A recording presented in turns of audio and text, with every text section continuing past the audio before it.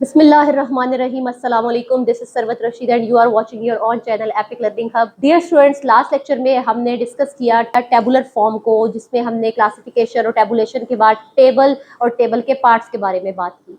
आज हम डिस्कस करने जा रहे हैं अपने सेकंड चैप्टर की मोस्ट इंपॉर्टेंट डेफिनेशन की, which is frequency distribution.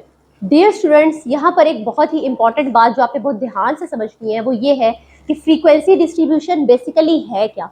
Frequency distribution एक मोस्ट पॉपुलर टेबुलर फॉर्म है डेटा को प्रेजेंट करने की। और कौन से डेटा को प्रेजेंट करने की? क्वांटिटेटिव डेटा को प्रेजेंट करने की। हमने क्लासिफिकेशन की बेसिस पढ़ी थी कि 4 बेसिस होती हैं, quantitative, qualitative, temporal, geographical.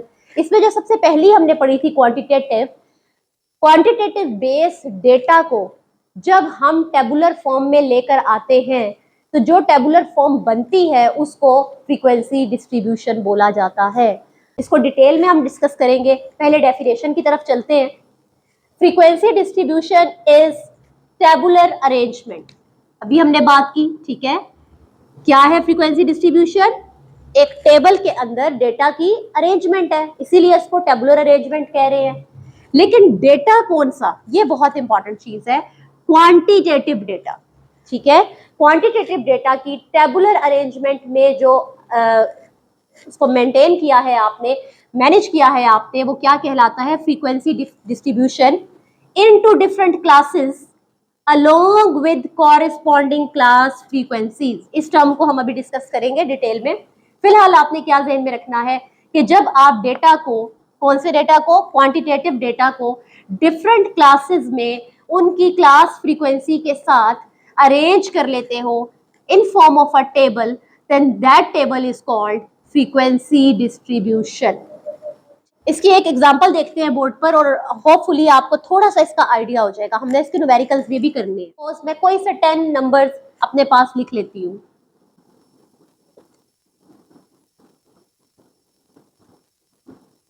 Let's suppose ये 10 डिफरेंट नंबर्स मैंने अपने पास लिख लिए हैं। अब सबसे पहले मैंने रेंज थोड़ी रखी है डेटा की, यानी सबसे छोटी वैल्यू मेरे डेटा की 1 है और सबसे बड़ी वैल्यू मेरे डेटा की 5 है। मैं क्या करती हूँ कि मैं अपने डेटा को 1 से लेकर 5 टाइम्स एक बार लिख देती हूँ, ठीक है। ये मेरी क्या बन गई? क्लासेस बन गई। क्यों? क्योंकि ये मेरा क्या था? डेटा था। और डेटा भी मेरा कौन सा है? क्वांटिटेटिव। मैयर हो सकता है ना न्यूमेरिकली। डेटा भी कौन सा है? क्वांटिटेटिव। मैंने उसको एक प्रॉपर वे में अरेंज कर लिया, यानी वो रिपीट भी हो रही हैं वैल्यूज, लेकिन मैंने उनको एक एक बार अपने पास एक प्रॉपर वे में अरेंज कर लिया, ठीक है। अब जब मैंने अरेंज कर लिया तो मैंने देखा कि डेटा में 1 कितनी टाइम्स है? डेटा में 1 2 टाइम्स है। डेटा में 2 कितने टाइम्स है? 1 2 3 टाइम्स है। डेटा में 3 कितने टाइम्स है? 2 टाइम्स। 4 2 टाइम्स और 5 1 टाइम, ठीक है। अब ये क्या चीज शो कर रही है? 2 क्या बता रहा है? 2 बता रहा है कि 1 जो है, जो डेटा के अंदर एक नंबर है, नंबर 1 जो है वो डेटा में 2 दफा आया है, 2 मरतबा आया है। 2 जो है डेटा में 3 मरतबा आया है, 3 2 दफा आया है, 4 2 दफा, 5 1 दफा। अब जरा फोकस कीजिएगा, यानी क्या ये तादाद है ना इन डेटा के एलिमेंट्स की, कि ये डेटा के एलिमेंट्स इतनी तादाद में डेटा के अंदर मौजूद हैं। तो जो तादाद होती है उसको फ्रीक्वेंसी बोलते हैं। यानी ये कौन सा कॉलम बन गया? फ्रीक्वेंसी का कॉलम बन गया।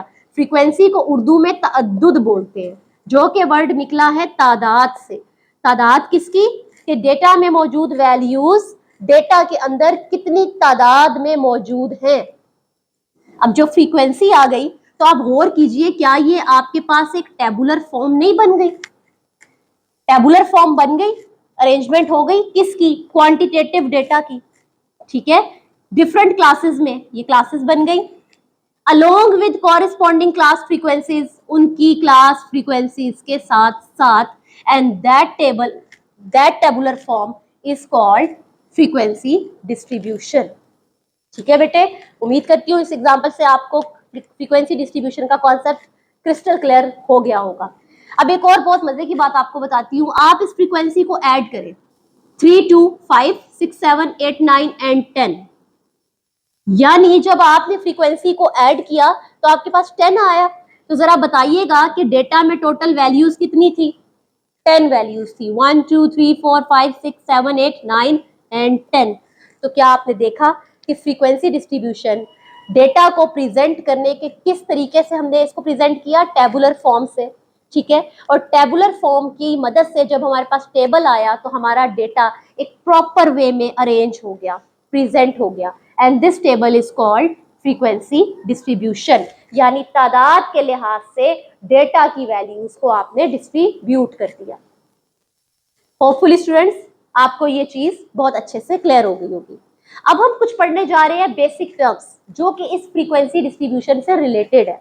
यानी हमेशा ये इसी फॉर्म में नहीं रहता, आप इसकी फॉर्म्स चेंज कर सकते हैं, क्लासेस की फॉर्म्स चेंज कर सकते हैं, फ्रीक्वेंसीज की आगे टाइप्स है हम वो पढ़ेंगे, इसको भी चेंज कर सकते हैं। फिलहाल हम बात करेंगे फ्रीक्वेंसी डिस्ट्रीब्यूशन से रिलेटेड कुछ इंपॉर्टेंट टर्म्स के बारे में, और इन टर्म्स की डेफिनेशन भी बोर्ड पॉइंट ऑफ व्यू से बहुत इंपॉर्टेंट है, जो कि मैं आपको वन बाय वन करवाऊंगी।